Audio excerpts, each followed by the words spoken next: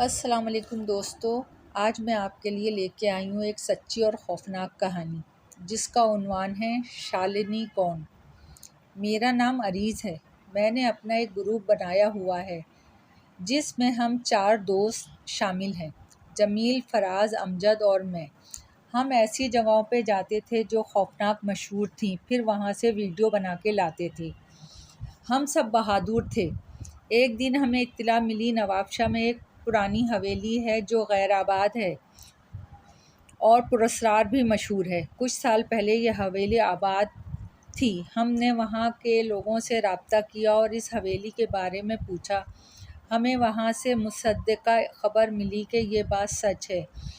इसके बाद हम चारों ड्राइवर के साथ नवाबशाह की तरफ चल पड़े। रास्ता लंबा था इसलिए हम जल्दी निकले। हमें दिन में लोकेशन चेक करना पड़ती है। खैर, दिन के 2 बजे हम इस हवेली में पहुँचे। आसपास के लोगों से पूछा कि इसका कोई मालिक है जिससे हम इजाज़त ले सकें। एक दुकानदार ने बताया इस हवेली के ज़्यादातर लोग तो नवाबशाह से जा चुके हैं, बस एक बूढ़ा मुलाजिम है जो कुछ दूर रहता है। हम दुकानदार के बताए हुए पते पे उनके घर पहुँचे और उनसे अपना मकसद बयान किया।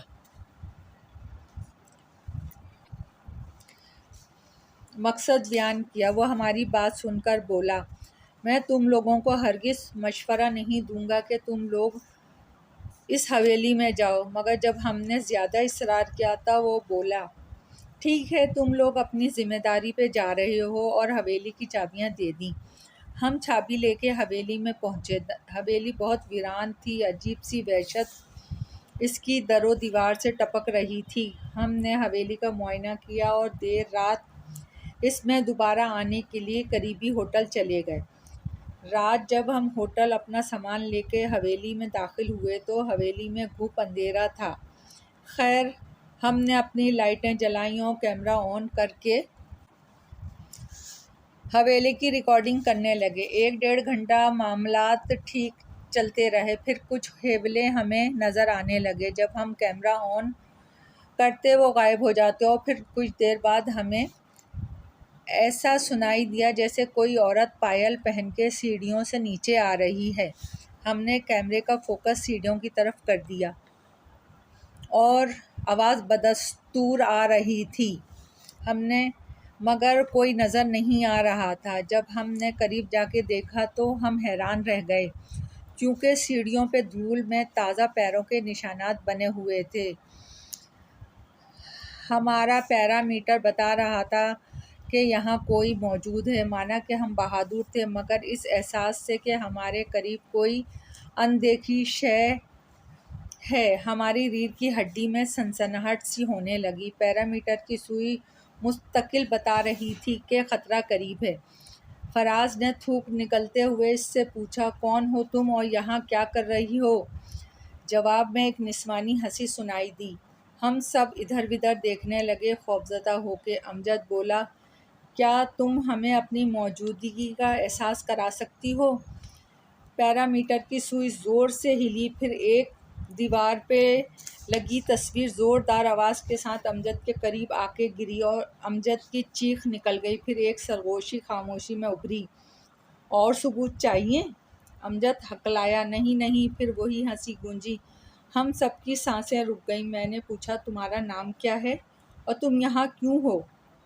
वो बोली, मेरा नाम शालिनी है और ये मेरा घर है। इसमें मैं रहकर अपने विजय का इंतज़ार कर रही हूँ। जो भी मेरे रास्ते में आएगा मैं इसे जान से मार दूँगी। जमील, तुम्हारा विजय कहाँ गया है जो तुम इसका इंतज़ार कर रही हो? देखो, हम तुम्हारे दोस्त हैं और तुम्हारी मदद करना चाहते हैं। शालिनी बोली, काश तुम लोग मेरी ज़िंदगी में मेरी मदद के लिए आ जाते तो मैं आज अपनी विजय के साथ हंसी खुशी ज़िंदगी बसर कर रही होती। मैंने इससे पूछा, क्या तुम अपनी कहानी सुनाओगी हमें? वो बोली, हाँ सुनाऊंगी, तुम लोग मेरे साथ आओ। हम सब डरते डरते इसके हेवले के पीछे जाने लगे। एक कमरे का दरवाज़ा खुद ब खुद खुल गया। हम इसमें दाखिल हो गए। वो कमरा लग ही नहीं रहा था कि किसी वीरान हवेली का है, बल्कि वो किसी आलीशान महल की तरह लग रहा था। दीवारों पे तस्वीरें लगी थीं। फिर वो हमसे बोली, बैठ जाओ, ये सब तस्वीरें मेरे राजपूत ख़ानदान के बड़ों की हैं। ये अपनी पगड़ी ऊंची करने के लिए किसी गरीब की जान तो ले सकते हैं, मगर इसे अपने घर का दामाद नहीं बना सकते। विजय हमारे घर का मुंशी था। वो पढ़ा लिखा भी था और खूबरू भी था। एक दिन मैंने इसे देख लिया तो अपना दिल हार बैठी विजय पर।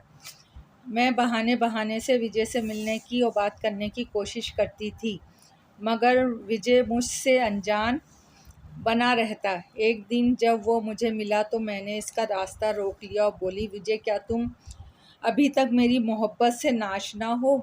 विजय बोला, छोटी बीबी, आप मेरे ख्याल दिल से निकाल दें, हम कभी भी नहीं मिल सकते। क्या विजय, मैं तुम्हारे बगैर नहीं रह सकती?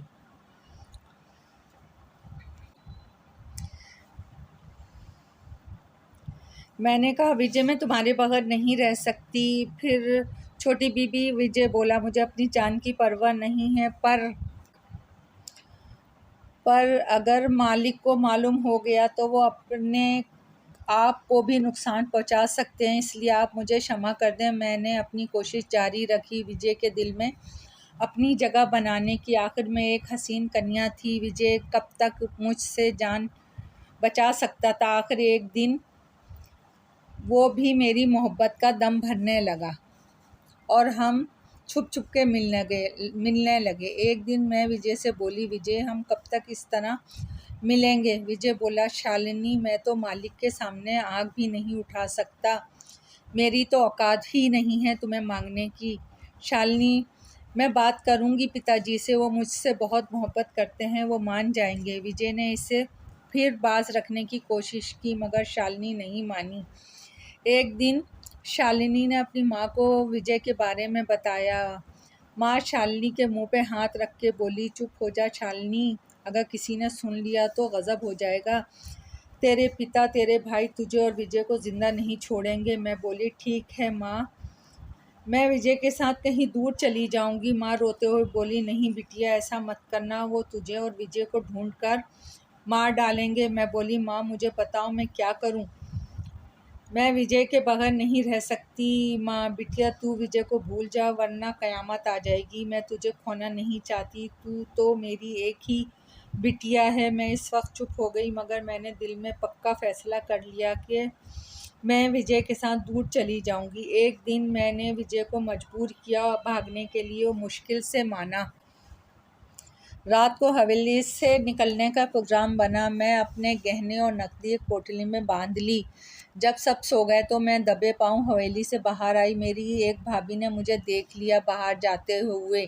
वो मुझसे जलती थी। इसने पूरी हवेली में शोर डाल दिया। सब नींद से जाग गए। मुझे और विजय को नौकरों ने पकड़ लिया और पिताजी के सामने पेश किया। पिताजी और भाइयों का गुस्से से बुरा हाल था कि एक कमज़ाद उनकी बेटी को बहका के ले जा रहा था।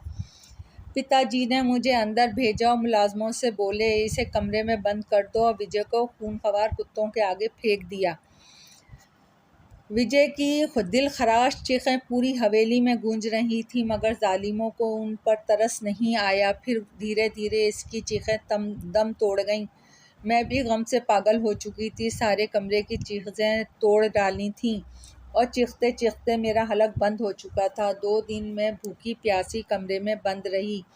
माँ मेरे लिए खाना लेके चुपके से मेरे कमरे में आई और मेरी हालत देख के रोने लगी। बोली, बिटिया, खाना खा लो, 2 दिन से तुमने खाना पानी कुछ नहीं लिया है। मैं अपनी माँ के कलेजे से रख कर रोने लगी। माँ, मेरा विजय। माँ के कमरे में आने की भाभी को पता चल गया। वो पिताजी और चारों भाइयों को लेके आ गई और मेरे भाइयों ने मुझ पर तशद्दुद करना शुरू कर दिया। माँ ने बचाने की मुझे बहुत कोशिश की, मगर इसे भी धक्का मारकर गिरा दिया। पिताजी मुझे मारना नहीं चाहते थे। बेटों से बोले, इसे छोड़ दो कमरे में मरने के लिए, मगर भाइयों पर तो खून सवार था। एक भाई बोला, ये अब माफ़ी के काबिल नहीं है, इसने एक कमज़ाद के साथ मुंह काला किया है, अब इसकी भी सज़ा मौत है। माँ ने बेटों के पैर पकड़ लिए। पिताजी भी बेटों को मना करते रहे, मगर उनकी एक भी ना चली। मेरे भाइयों ने मुझ पर तशद्दुद करके मार दिया। मगर मरने के बाद भी मुझे सुकून नहीं मिला, क्योंकि विजय का आखिरी रसूमात नहीं हुई थी। इसे मार के कहीं दफन कर दिया गया था। इसकी रूह ना जाने कहाँ भटक रही है। मेरी रूह ने मेरे भाई और भाभीयों को सुकून से नहीं रहने दिया। माँ और पिताजी का इंतकाल कुछ महीनों बाद ही हो गया। मेरे सदमे में भाभियाँ बहुत खुश थीं मेरे और माँ पिताजी के मरने पर, क्योंकि अब वो राज करना चाहती थीं। मगर जिसने मुझे और विजय को मिलने नहीं दिया, मैं कैसे उन्हें सुकून से रहने देती। उनको भी मैंने बहुत तकलीफ़ें दी। भाइयों की लापरवाही की वजह से सारा कारोबार और ज़मीनें ख़राब हो गईं। सारा राजपाट भी ख़त्म हो गया। वो लोग दिवालिया हो गए और मेरे खौफ से हवेली भी उनको छोड़ना पड़ी। मगर इसके बाद भी मैं इस हवेली में भटक रही हूँ। विजय के इंतज़ार में मैंने शालिनी की कहानी सुनकर पूछा, शालिनी, तुम्हें कैसे सुकून मिलेगा? शालिनी आह भर के बोली, आप लोग मेरे विजय की आखिरी रसूमात करवा दें ताकि उसे सुकून मिल जाए, तो मुझे भी सुकून मिल जाएगा। अगले जन्म में हम फिर मिल जाएंगे। अमजद, शालिनी, हम विजय की आखिरी रसूमात करवा देंगे, तुम अब आराम से ऊपर चली जाओ। शालिनी 1 मिनट हमारे सामने आई। वो पुरसुकून लग रही थी। मुस्कुरा के बोली, शुक्रिया। फिर वो धुआं बनकर ऊपर चली गई। हमने विजय को शालिनी की बताई हुई जगह से निकलवा कर पंडित से इसकी आखिरी रस्म अदा करवाई। फिर हम वापस कराची आ गए।